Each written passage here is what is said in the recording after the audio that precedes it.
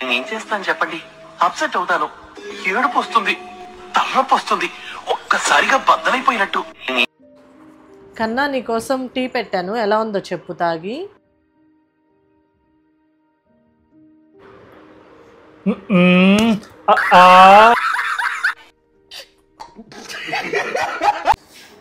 Hello sir, చెప్పండి.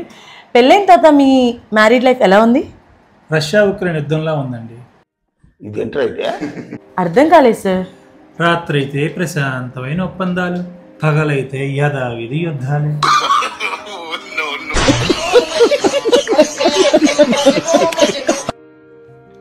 కన్నా నీకు నాతో బయటకు వెళ్ళడం ఇష్టమా, లేదంటే రక్షిత్ సూర్య వాళ్ళతో కలిసి టెన్నిస్కి వెళ్ళడం ఇష్టమా? నాకు రక్షిత్ సూర్యాలతో టెన్నిస్కి వెళ్ళటమే ఇష్టం. ఇంకొక్కసారి ఆలోచించుకొని చెప్పు, నీకు నాతో బయటికి వెళ్ళడం ఇష్టమా, టెన్నిస్కి వెళ్ళడం ఇష్టమా? నీతో బయటికి వెళ్ళటమే ఇష్టమనే కదా ఇందాక కూడా చెప్పింది. బతికిపోయి జర్రుంటే చచ్చిపోయామంటారా బాబు. అమ్మా, జర్రుంటే చచ్చిపోతుంటరా. కన్నా అపార్ట్మెంట్ గ్రూప్లో మెసేజ్ పెట్టారు చూసావా? చూడలేదేమని? 4 days వాటర్ ప్రాబ్లం అంట. అమెజాన్లో ఎలాగో ఆఫర్ రన్ అవుతుంది కదా, నేను డ్రమ్ ఒకటి ఆర్డర్ పెడతాను. దయచేసి డ్రమ్ము మటుకు పట్టబాకు, నేను 4 రోజులు స్నానమే చేయను కావాలండి.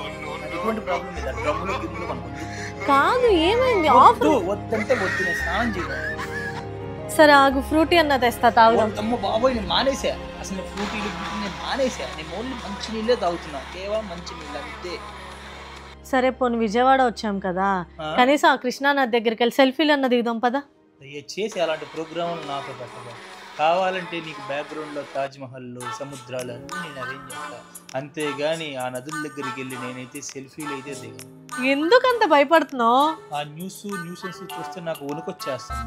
నన్నైతే ఇన్వాల్వ్ చేయబాకు వాటిల్లో, అసలే కలి ప్రభావం ఎక్కువైపోతుందంట.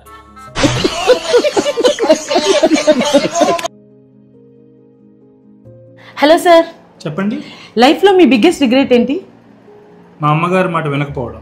ఏం చెప్పారు తను? అది నేను మీకు చెప్పలేను. ఎందుకు?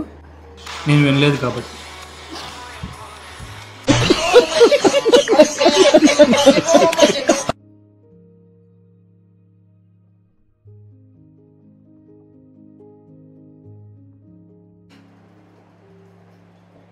హలో సార్, చెప్పండి. లైఫ్లో మీ బిగ్గెస్ట్ రిగ్రెట్ ఏంటి? మా అమ్మగారి మాట వినకపోవడం. ఏం చెప్పారు తను? అది నేను మీకు చెప్పలేను. ఎందుకు? నేను వినలేదు కాబట్టి. అబ్బా, ఇన్ని సంవత్సరాల్లో ఈరోజు నా భార్య నాతో గొడవ పడకుండా పనుకుంటుంది. ఎంత ప్రశాంతంగా ఉందో. రేపు 5 అమెజాన్ ఆర్డర్స్ వస్తున్నాయి. ఆ ఆర్డర్స్ తీసుకున్న తర్వాత చెప్తా గొడవ అంటే ఎలా ఉంటుంది. గొడవ పడకపోవడం వల్ల ఈరోజు ప్రశాంతమైన నిద్ర కూడా ఉండదు.